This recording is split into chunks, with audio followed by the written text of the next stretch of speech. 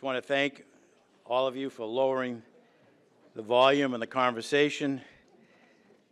This is, I think, our biggest crowd ever at Politics and Eggs and the New England Council. This room is just overflowing here. So, but I want to thank Neil Levesque for allowing us to come here once again for the New England Council. We have a great relationship with the Institute and Neil in particular, who does a fantastic job, to say the least. I just want to welcome all of you here this morning, but I'd also just want to acknowledge the presence of my good friend, Brian Grip. Brian Grip has been the representative, the face of Bank of America for many, many, many years, not only here in this great state, but quite frankly, throughout the country. He has been an extraordinary advocate for the bank and a great friend to so many people in this room. And he's a man of integrity. He's a man of conviction. Never been indicted, but a man of conviction. A man of conviction. But it's just an extraordinary human being. And we got word recently that he's decided to move on to another chapter in his life, and that's what I refer to. It's just a chapter in the life of living, and he's going to be doing other good deeds and being involved in so many worthy projects. But I just want to acknowledge him, just to say thank you, Brian, for all that you've done for us, New England Council.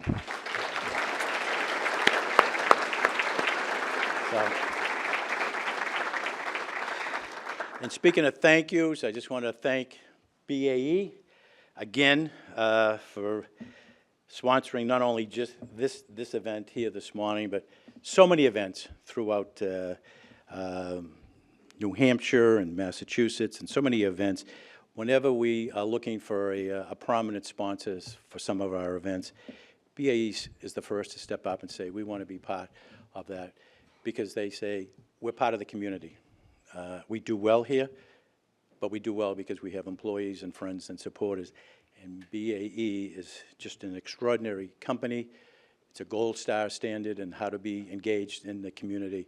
And we're thrilled that they have chosen to be involved with the New England Council over the years, and to have the representative, Tom Bishop, here, who has done an extraordinary job in representing the interest of BAE.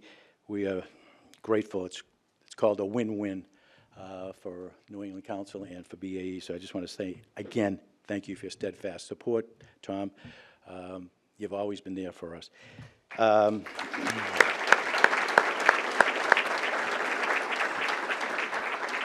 If I could just spend 1 minute on the New England Council, because that's why we're here. It's the New England Council. We're very pleased with all the events that we've had so far this year. We've had almost 45 in-person events in all 6 New England states and in Washington, D.C. And by the end of the year, we'll probably exceed 60 events in person again, all over New England and in Washington. In fact, last night we were in Newport, Rhode Island, for our 6th and final centennial dinner at Salve Regina University, and Senator Jack Reed was kind enough to join us. We're heading back to the Ocean State today for a breakfast tomorrow morning with Congressman Zeth Magaziner in Providence, and then next month we look forward to a program similar to today with Governor Ned Lamont of Connecticut, as well as a breakfast with Congresswoman Lori Trahan in Boston. And then we're going to be back in Washington, D.C. for a program we call Coffee with the Chiefs, because many people come to Washington, they think they're going to meet with a congressman or the senator, and then they realize they can't. And we said, but you need to know who the chief of staff is. So once a month, we have a Coffee with the Chiefs. And this month it'll be with Congressman Jim McGovern's chief of staff. And then, of course, we are now less than 1 month away from our biggest event of the year, and it's the centennial celebration on October 20th, our 100th anniversary of the New England Council, which makes us the oldest regional business organization in the nation. And we look forward to seeing, I'm told from Larry Zabar, we're close to 2,000 New Englanders, again, all 6 New England states, coming together to celebrate the extraordinary contributions that the New England Council has contributed over the centennial era. And we're particularly excited to have a Granite Stater among our honorees. Will be Maggie Goodlander will be honored as one of, quote, rising stars, recognized in the next generation of leadership. I didn't make the list, but I'd like to think might be, you know, the North Star, but we'll see. But the Rising Stars is a great recognition of future leaders. Speaking of leaders, I just want to acknowledge the presence of the former senator from District 20, who has given over 50 years of service, public service, to the Granite State here, and that's Lou D'Alessandro.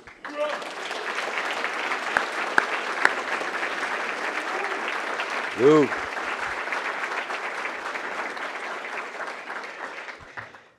I urged Lou to run one more term, and he said, "For what?" I said, "For the pension." For the pension, you can't give that up, that salary. So again, we're delighted to welcome back a long time, I don't want to say old, I scratched that, long time, a friend of the New England Council, and it's the Governor, Kelly Ayotte. The Council's had the privilege of working with and hosting multiple events with the Governor during her 6 years representing the Granite State in the United States Senate. And during her time in Capitol Hill, she was consistently ranked, and this is what's important, ranked one of the most bipartisan senators. Boy, we need more of that. Working across the aisle to find solutions to our nation's challenges. That's one of the qualities that I admire about the Governor and her term in public service. Working across the aisle, you know, not making a name, but making a difference. And she's learned that early on, and that's why she's been very, very successful. So she's worked on many issues that are important to all of us here, whether being in the United States Senate on national security, reining in wasteful spending, and she led the efforts to pass the Comprehensive Addiction and Recovery Act to address the opioid epidemic. Now, as New Hampshire's 83rd governor, she's expressed her commitment to tackling some of the most pressing issues here in this wonderful state, including addressing housing shortages, improving public safety, most importantly, maintaining the Granite State's low-tax environment. We are honored that she could join us today to share more about her important work. Please join me in giving a warm welcome to the Honorable Governor, Kelly Ayotte.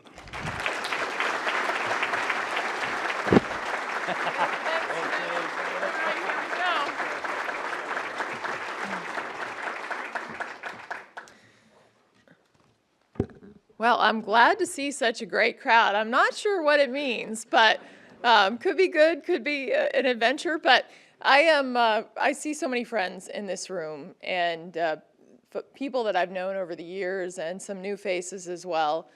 So I just want to thank you, Jim, for bringing us all together, and Larry. And this is not my first rodeo with the New England Council, but my first one as governor. So it's great to see the convening of, you know, business leaders, nonprofit leaders. I see members of our legislature, but we've got a whole host of people in here who really make a difference, not only for New Hampshire, but for the entire region. And I want to congratulate you on the 100 years. Have you been the director the whole time, or? Sorry, I couldn't help myself with that one. So, but this council really has been a steadfast voice for really economic growth, job creation, how we can really have a rising tide within all of New England, and New England is a very special place. I'm very proud to represent New Hampshire, and you know, we're also in a great place right here in New Hampshire. I want to thank my friend Neil Levesque, who is the director of the Institute of Politics, because every time I come in this room, I think, what a special place. Our first in the nation primary, we're really proud of that primary, but all the history of the leaders from both national and local who have come through New Hampshire and really exercised, really showed us what democracy is in terms of all the vetting that we do of candidates. So it's awesome to be at the New Hampshire Institute. You know, New Hampshire, I'm sure you heard from my predecessor, Chris Sununu, but we are such a special place. And we are a beacon of opportunity, not just in the region, but for the nation. And we continue to punch above our weight. We still have the lowest poverty rate in the nation. We're the #1 state for return on taxpayer investment, and that's been for many, many years. We're the safest state in the nation. We're the #1 for child well-being. We were recently recognized as the best state Medicaid program when it comes to mental health, which is a very important issue, and also the #1 state for retirement. So there are many more I can talk about, but that's one of the fun things I get to do as governor is to brag about our great state. We're even ranked the #2 state in the nation, but I got to tell you, I don't know what Utah has over us. I don't buy it at all, but it's always good to be aspirational because we're going to continue to work to be ranked the #1 state in the nation. Our state has a great story to tell, and when I think I look at all the people that work in New Hampshire in this room and make a difference, this is so important. And as we think about the New England Council, how can New Hampshire also help us work with our neighbors and lift the entire region up? I also recognize we have challenges. That doesn't stop at a state border. There are opportunities for us as well. Since I have been in office, I've had the opportunity to meet with many businesses that are interested in coming to New Hampshire because of the New Hampshire Advantage. You know, the no income tax, no sales tax, lowest business taxes in the region, and of course our regulatory environment. And most recently we had the opportunity, and I know some of the people who are in this room, to not only I've had the chance to talk to businesses who are interested in coming to New Hampshire from elsewhere because of the New Hampshire Advantage, but we did a trade trip, the first trip I've done as governor outside of New Hampshire, other than, you know, within the states, but internationally to Canada. And we had a very, very good trade mission. I want to thank Mike Skelton, who's the head of the Business and Industry Association here in New Hampshire. I had Andrea Hechavarria, who is the head of our New Hampshire Life Sciences. We really had a great, and some of our legislators were with us as well. I think Senator Tim McHugh's here was with us. He's the head of the New Hampshire Canadian Trade Council. But one of the things that struck home for me, you know, obviously we have the situation where all of us would like to see some certainty and get the tariffs resolved between Canada and New Hampshire, but we were so well received, and the New Hampshire Advantage was so well received in terms of opportunities to do business across lines, whether it's in the life sciences area, whether it's in manufacturing, even the timber industry. They're places where we really made a lot of great relationships. So we're going to continue to have those kinds of interactions, not only within the state, but outside of the state. And that's why I think this council is so great to bring everyone together. You know, one of the biggest parts of the New Hampshire Advantage is really our people. The people of New Hampshire make a tremendous difference. And it's not, we obviously have a great business community, but a great nonprofit community. And we also see so many people in the business community that give back. I mean, I know Brian was recognized at the beginning, but not only his work in the community, but what they gave back to the community. And Brian really led those efforts for banking. You know, I appreciate it very much. Thank you. So we here in New Hampshire have been focused very much, I know the legislature, myself, on protecting this New Hampshire Advantage. I signed a 2-year balanced budget with no new taxes. No budget is perfect, as you can imagine, but in a challenging fiscal environment, this is a budget where we focused on protecting that advantage. And we're in an environment where I came into office, there were no more ARPA funds, right? So we had $2 billion in ARPA funds. And then as we looked around, we had to really recalibrate the spending in New Hampshire. And I know that that's the same across the region and the country as well. But that balanced budget, some of the important priorities in it that we were able to accomplish is, number one, my focus was wanting to protect our most vulnerable population, and that is preserving our Medicaid eligibility, which is among some of the highest in the nation. That is ensuring that we don't have a disability wait list for our citizens with disabilities so that they're not waiting for services that they need, and also supporting our community mental health centers, because mental health is such an important issue that impacts our entire quality of life, and we were able to do those 3 important things in this budget. In addition, there were a number of important steps taken to make New Hampshire's government better and more efficient. And one of the things I heard a lot about when I ran for office was, as good as I think New Hampshire is, I heard about stories of a lot about driveway permits.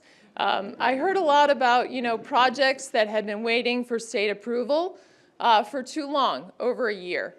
So what we did is we took a lean process. I had the opportunity to spend 6 years in the private sector, including working with a great company like BAE Systems. But in that process, we looked at how does it work to get a permit in New Hampshire? And we were able to reduce it from 4 agencies to 2 agencies and a 60-day process. So as we think about the issue of housing, this is really important because the time value of money, and as you know, in an inflationary context, when you look at financing and issues like that, being able to get things done quickly is critical. We were also, in the context of housing, able to pass a number of pieces of legislation, and that legislation, I think, is going to help make a difference, just to open up more construction of all forms of housing in New Hampshire, including for our commercial properties, allowing those properties to be converted to residential. And one of the things we've seen, and I know that this has been across the region, is post-COVID, there's been a reduction on office space. So we have some of these open office spaces, not just here, but I know across the region. And how can we convert them to residential properties? So I think that some of the work the legislature did this session, enabling communities to do that, is going to be very, very positive. In addition to that, we passed a new commercial property financing mechanism called the CPACE that will make it easier to fund the energy efficient portion of projects. And I'm already hearing projects that are going to take advantage of that financing mechanism. Housing isn't a unique challenge to New Hampshire. This is a challenge we have across New England. And as we look at ways that we can help that environment, here in New Hampshire, we're going to continue to look to cut red tape, to make it easier to build, and to partner.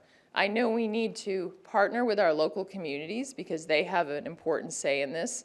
But if we can model good behavior as a state, I'm hoping they will too, so that we can all work together to build more housing for everyone in New Hampshire, and especially our workforce. Hand in hand with housing is childcare. Childcare is so important in terms of the ability to have a strong workforce and to keep people participating in the workforce. And one of the things that has been a priority of mine is New Hampshire expanded the eligibility of our child care scholarship, and I can tell you, I just got the numbers the other day. People are really taking advantage of that. That program is growing, and that means that hopefully people are able to keep working while they're caring for their children in an appropriate setting, in a safe setting. So that is something we're going to continue to work hard to protect, and that was in this budget as well. But one issue I think we can collaborate together on is looking forward as to how to make it easier for the private sector to co-locate childcare within your employment settings. And so we're going to be looking at a tax credit to be able to do that here in New Hampshire to at least encourage people and encourage the private sector to do that, because I know that you want to grow your workforce, and the more your workforce has childcare, the more we're going to be able to have a great workforce and be able to expand business here in New Hampshire. The other area that we focused on is expanding career pathways for the workforce here in New Hampshire through our community college system in dual and concurrent enrollment, as well as in the trades. I have basically a group that is Bring Back the Trades that we've been focusing and discussing about how we can expand the career technical education opportunities. And there are many jobs that are available in those areas, and getting into our high schools to make sure that our young people know what those opportunities have, and often they can come out with no debt, a great career. You can start out in a trade and then own your own business. We all know that. Try to find an electrician.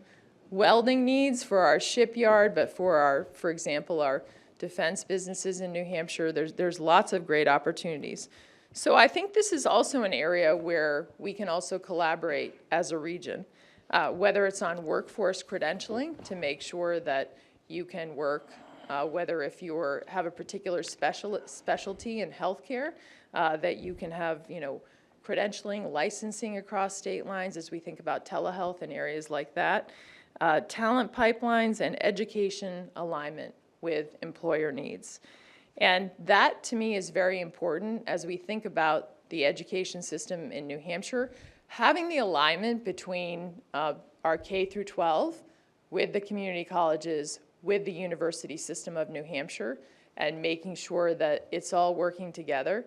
And then if I'm a young person in New Hampshire, that I know that if I go to the community college and I get my associate's degree, that those credits are going to transfer to the university system, because that is going to keep people in New Hampshire, and it's also, of course, more cost effective if I don't lose those opportunities. And so I know that our university system has been working with our community colleges to create those pathways and make sure it's easy, and that young people, any people who are re-credentialing, who come back in their careers, know what the opportunities are.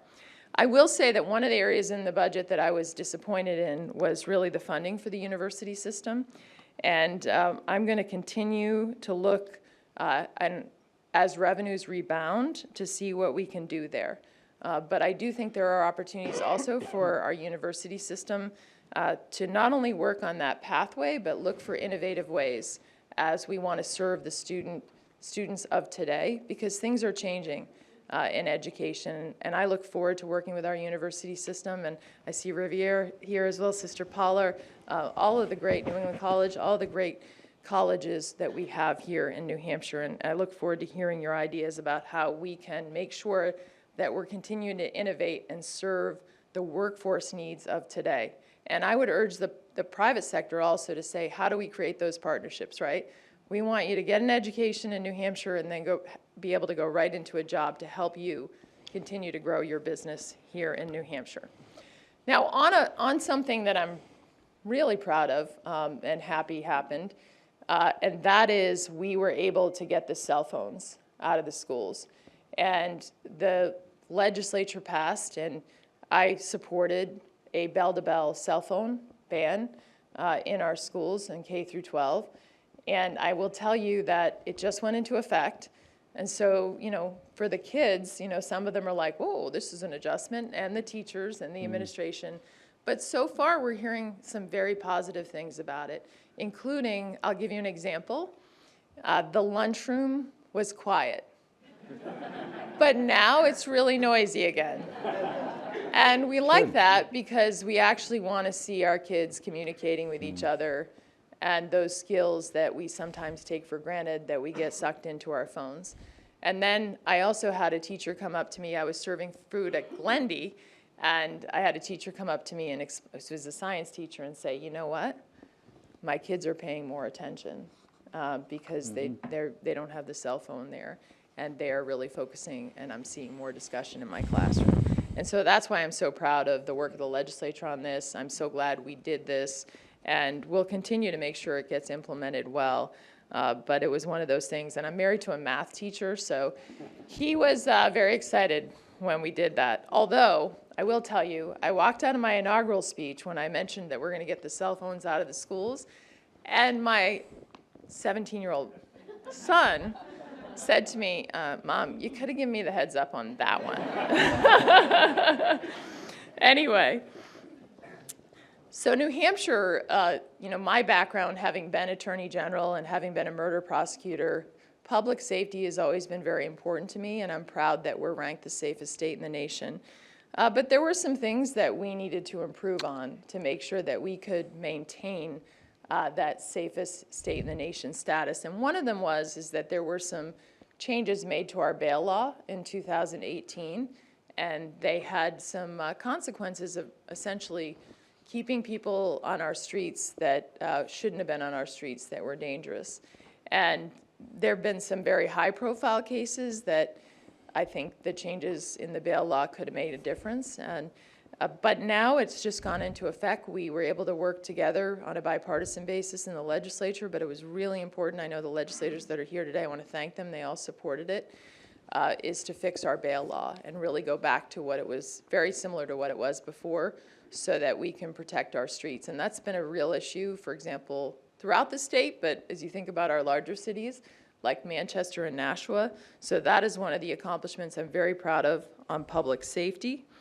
In addition to that, we've made investments in terms of law enforcement, border security, and the fight against fentanyl. We have two task forces that are going on. One is called Granite Shield, and that works in the southern part of our state, and we've now created a northern shield that allows basically law enforcement to collaborate together, whether it's state police working with the sheriffs, working with the local.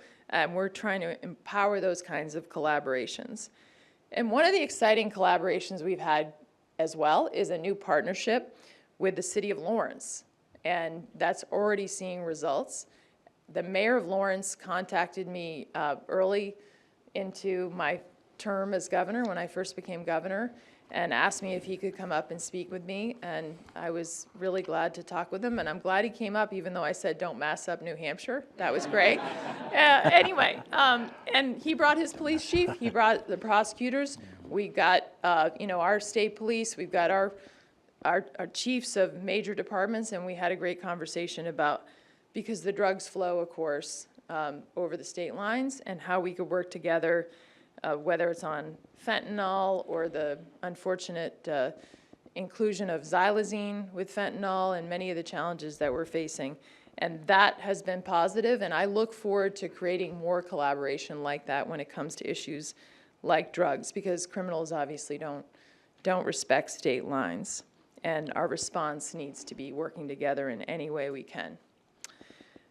So one issue that I wanted to talk to you about as well when it comes to the economy, and I know it's important to all the businesses and individuals in the room, is energy, and that's energy affordability. I don't have to tell anyone in this room that our region, the energy costs are too high. New Hampshire has taken a number of efforts to try to keep New Hampshire in a stronger position, energy-wise, than perhaps some of our neighbors, and we've been successful to some extent in that, but the energy prices are still way too high. And I'm concerned about the impact on our families, our seniors, and everyone across the region. Recently, I did make the decision to change the leadership at our Public Utilities Commission, and I want to put more of an emphasis on transparency, protecting ratepayers in the regulatory process. And I would just tell you that there's a vacancy there, and if anyone wants to wants to apply, or they want to offer any someone that you think would be appropriate, we're very open to receiving resumes. But we want to make sure we're focused on protecting the ratepayers and keeping energy rates down. I also want to position our state to adopt new technologies like small modular nuclear reactors that will allow us to produce our own clean energy in rural areas of our state.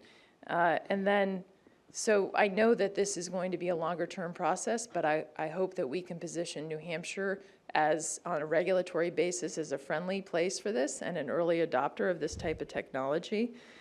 And then as we're looking at projects, what can we do to enhance the energy supply here in New Hampshire and interface with whether it's our partners in Washington or regionally to work together on some of these efforts?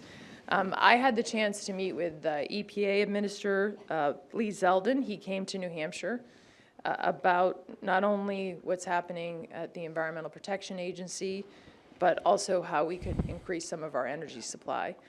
And one of the projects that I've been very public about supporting is, and I hope our neighboring states will join me, is the Constitution Project, which is a natural gas pipeline that could enhance natural gas supply to the region. So I'm hoping there are areas we can collaborate together, because that is an area where what we do impacts each other when it comes to energy costs. And I know for businesses and individuals that you would like to see us do whatever we can to really reduce rates at this point.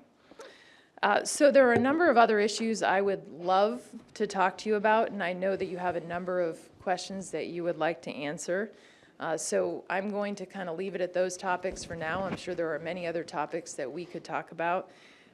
New Hampshire is very proud we have a proud tradition of being part of the New England Council, but also the history of our nation as we think about the 100 years for the New England Council. In New Hampshire, we were the first in the colonies to rebel against the British. So we have the first in the nation primary. And I've told you about the secret of our success is our people, and many are in this room. But if you take one thing away from today, it's that we're going to continue to keep daring to be different. We're very proud of the New Hampshire Advantage. We're very proud of who we are and sort of our unique nature in this state. However, we also are open to collaboration on areas that we can improve not only New Hampshire, but the entire region. And let me just say to the businesses here who may not already be doing business in New Hampshire, if you want to grow your business, and if you want to come to a state that is very business friendly, with a great tax advantage and awesome people, please come to New Hampshire, call me. I'm open, I'd love to chat with you because we are very proud of this state. I think that there are so many opportunities going forward for the state of New Hampshire, and New Hampshire is the place to do it. So I look forward to answering your questions today, but before I do that, I do have to wish someone a happy birthday, believe it or not. I heard there was a birthday in this room. I was informed that Stephanie Lesperance is her birthday, so happy birthday.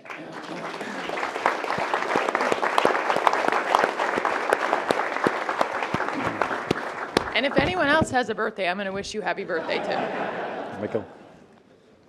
So what can I answer for you? But thank you for having me today, and thank you for coming. I look forward to working with all of you. So we have a couple of minutes for questions.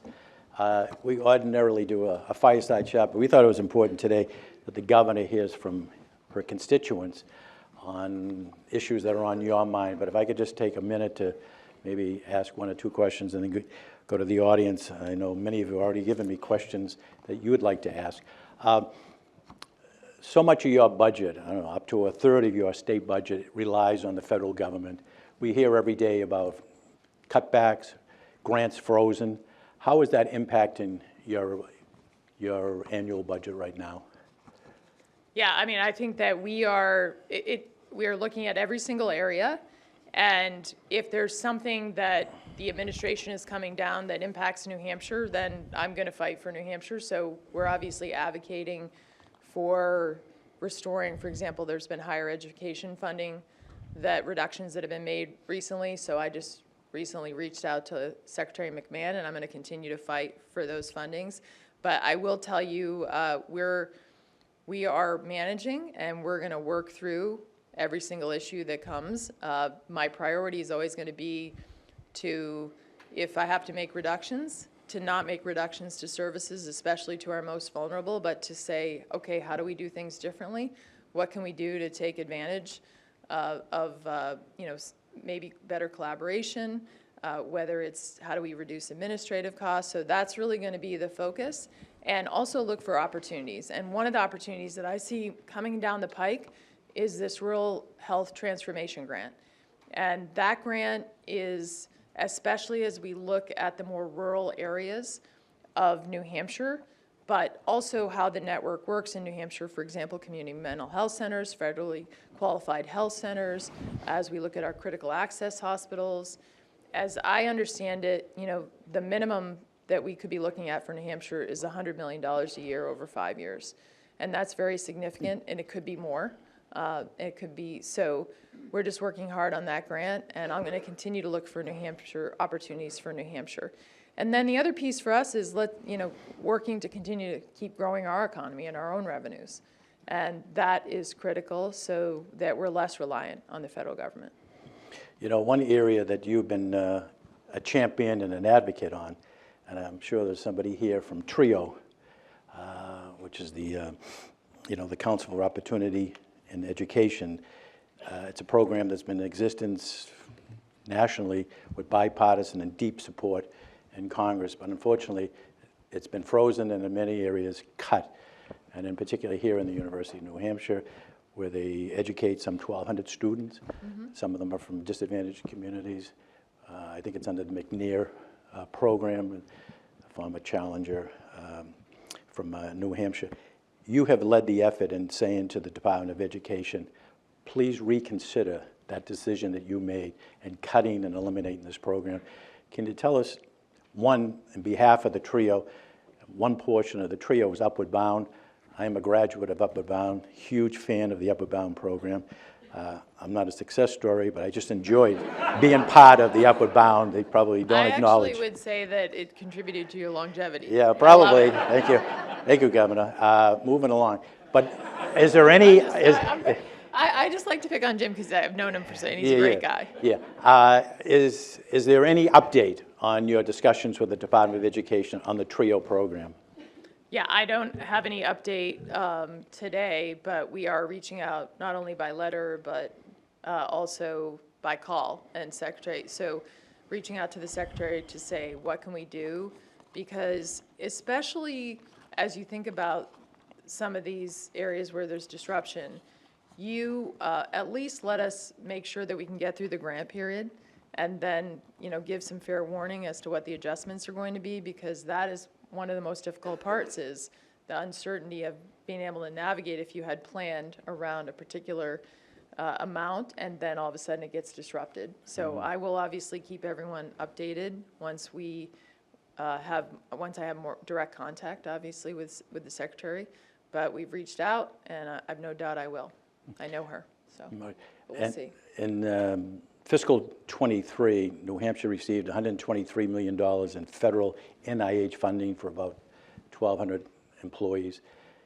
Are you hearing anything from NIH, cuts, frozen grants being given to New Hampshire? I wouldn't say on NIH. That has been obviously an effort led especially on the university end too. There were certainly cuts made at the beginning of the year on health and human services that are health-related reductions that we filed an administrative appeal on that we're waiting for essentially, and then there were some states that sued on it. We've been told that whatever happens in that, we're going to get the benefit of it too from filing the administrative appeal. But I can't say that I have anything particular update on NIH. But okay. Well, we have questions that people have already asked me to recognize people. So Jill Martin from AARP has a question for the governor. Thank you. Oh, thank you. Thank you, Governor, for taking my question. I'm sitting here with a table of fellow AARP New Hampshire volunteers. The AARP mission is to empower people to choose how they live as they age. You've listed a lot of your priorities today, and I wonder if you would share with us other priorities that you might have, maybe on healthcare or digital infrastructure, that would also help people live even better in this state as they age. Thank you. yeah, thank you for asking. I mean, one of the things that we're doing that I ask Health and Human Services to do is on our long-term care. There's been, frankly, sometimes a lot of delays in terms of where people, whether there's services of if they do want to go to a nursing home or if they don't want to go to a nursing home. So we're revamping and trying to make that a more seamless process so people can know what the opportunities are, make their choices more quickly, and because it was getting hung up in bureaucracy. So that is something that we are doing. And also, I can tell you that I meet with the Commissioner of Health and Human Services every week, and one of the conversations that we've had as well is how do we empower in terms of what we're offering to keep for people that want to stay in their homes. Support services to make it easier for the benefits that they receive to be able to make that choice. And that's really important, I think, as we look at us aging. And then the housing piece is very important as well. So as we think about the housing in the state, those who are aging, making sure, and I'm hearing of projects that really are going to be oriented towards perhaps, aging community, and I think that we can't forget that as we want to build for younger workforce, but then also making sure that we have that housing in place for certainly our aging community. So I would say that this is something that kind of wraps around everything that we do, and whether it's energy costs or whether it is issues like how HHS is interacting on the certainly long-term care. So those are some of the things that we're working on. And I also know for our nonprofit community that we can do better in streamlining how we work with them so that they can keep more of their dollars to be able to serve people. And so there's efforts undergoing to do that. We have a long way to go, I think, to make it even better. I talked about permitting in the context of housing, but the nonprofit community needs that lean process as much as anyone else. The other thing that we added in the legislature was ADUs. So this was an important piece of legislation because if you think about how ADUs are used to keep families together, it could be that I want to have an ADU on my property so that I can keep my parents with me, or it could be the other way, where I want the ADU on property so that my children can be near me. So I think that will also help as well. Other questions for the governor? Tess?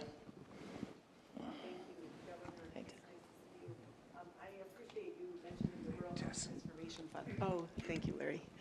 I appreciate you making mention of the Rural Health Transformation Fund because healthcare is under a bit of duress, and that is a really nice bright spot for us. We've been working with your team, and I just want to thank you for the approach that you've taken, which is to reach out to the community. You've done public speaking, you've gone up to the North Country, and this idea about a public-private partnership for workforce, so apprenticeships and preceptor and loan repayment and AHEX, all the things that we can do together, and then integrating networks, so vertical integration in communities and having more connectivity among and between providers. So really, I don't even have a question. I just want to say thank you for the approach that you took. Thank you. And we're really excited about potential funding coming to New Hampshire. Thank you. And I should have added also with the question that you just asked about, thinking about our population and aging population. All of us at some point here, I'm going to stay in New Hampshire for my life. But one of the things this Rural Transformation Health Grant, I think, is going to give us opportunities on is telehealth. And also what we need, especially what I heard when I was up in the North Country and had a meeting in Littleton to sort of bring stakeholders together, was that especially in our rural areas, like if we're going to use telehealth, it can be a great tool, but for those that didn't grow up with the technology, having people help and train them and give them or to support them to understand how to use the technology easily is very important so that we can expand access for health for everyone. But if I didn't grow up with technology and I might need some help, I can do it, but I need someone who can be there to help me walk through it. And that's something that I heard in the North Country, that as we look at expanding telehealth, and I think this grant will be a great opportunity to do that. We're also going to look at workforce areas. And I would tell everyone in this room, the state just put out an RFI on the Rural Health Transformation Grant. So if there's feedback that you want to give us as we are putting together this grant application, please weigh in. We've been, Health and Human Services has been doing lots of outreach, and I was actually at an outreach session, but not everyone can be at those, so get the word out. If there's something you want to offer to us, we are open to hearing what your ideas are as we put this application together. Other questions for the governor? Gentleman in the back, former mayor of this great city of Mayor Manchester, Baines. Thank you, Governor, for being here. My question is about education funding. I'm back on the local school board working with Mayor Way, and I want to thank you for not allowing the cuts from the state funding. $12 million was scheduled to be cut from our funding from the state. That's been delayed, though. So that would have cost us about 140 teachers out of our system. It would have been devastating to the most challenged school district in the entire state of New Hampshire. So I'd like you to address that, and also the Gear Up funding.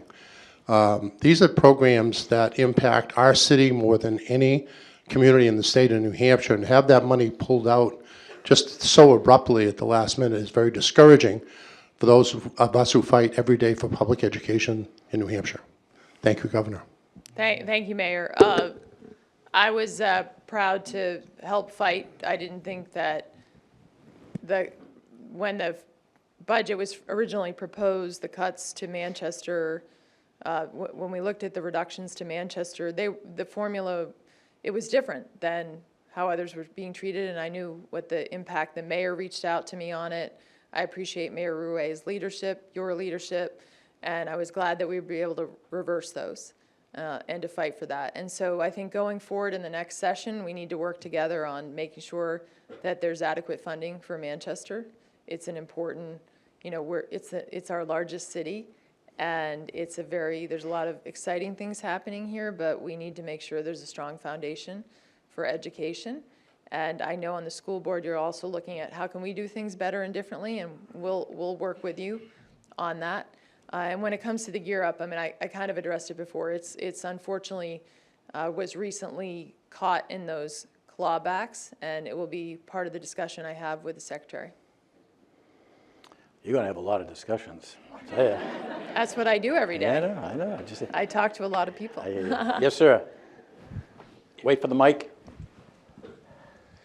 Hi, Doug Thompson, Granite State Manufacturing. Governor, glad to have you here, and I know you're fully aware of the Navy-funded training programs. The We're welding fortunate program. to have It's awesome. welding in Manchester Community College and machining in Nashua Community College, Navy-funded, so it's free to the students that take that. My real question is, who in your staff should we be in touch with just to make sure we're doing everything we can to promote that, both to the students and to the employers who may not realize that that's out there? And we just want to make sure we're doing everything we can to make companies aware that these fine young students are available for hire. We've been doing this for a couple of years now, and we've had amazing results. We've had students that have grown with the program and are now much more advanced than they were just 2 years ago. So I encourage Well, everyone we'd to hire love from them. to amplify what you're doing and promote it in any way. And so Jim talked about the importance of chiefs of staff earlier, so I'm going to call mine out. And, so my chief of staff is Chris Connolly. He's over there, right? And then my senior advisor is John Corbett right next to him. You can put your hand up too, John, get you in trouble. And then Caroline's my head of communications, Caroline Hakes. So, but Chris will make sure that if you need a contact, Jim, I certainly has it, that we can get it to you. You got Chris. Chris is the guy because he's sort of the funnel of information so that we can make sure we get it to the right place and we're doing all the right things. But I'd love to promote that. The welding program has been terrific. I had the opportunity to visit and see what you're doing. And then also the young people that are interested in welding, the event we had with some of the young people and in the high schools and others that are joining this program. So let's promote it. It's great. We have great need in the state. We have a contingency of IBW, International Brotherhood of Electrical Workers, that are here, and they're doing a humongous effort to get more people into the trades and Well, we doing need a them. great That's job. great. Let's work together. but We need the trades. We want to build more here in New Hampshire. We want to keep our existing businesses and manufacturing and our defense businesses and even our commercial business, whatever it is, we all need the trades because there's such a gap. And before I even got into office is when New Hampshire had Mike Rowe here, the Bring Back the Trades Task Force had Mike Rowe, the guy from Dirty Jobs, and he's been preaching about this for a decade, right? So whatever we can do to make sure those pathways are there, I'm going to keep focusing on this. We're going to keep investing in this, and it has to be a public-private partnership. That's great. Maybe one final question for the governor. She's on a tight schedule, but always available. Yes, sir? Just wait for the mic. I know he's already been introduced. Mike Skelton of the BIA does a fantastic job. If you're a member of the BIA, you should be proud. If you're not, you ought to consider joining. They are the second most powerful business group around. They're great.